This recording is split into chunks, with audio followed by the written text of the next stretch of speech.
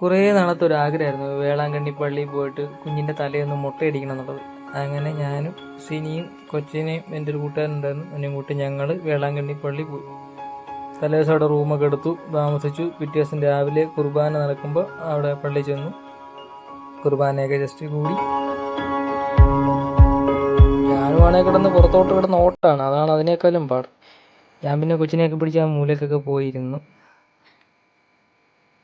പിന്നെ ഞങ്ങൾ അവിടെ നിന്ന് മുടി വെട്ടാൻ വേണ്ടി പോവാ. ആ മുടി മുറിക്കാം കിട്ടിയ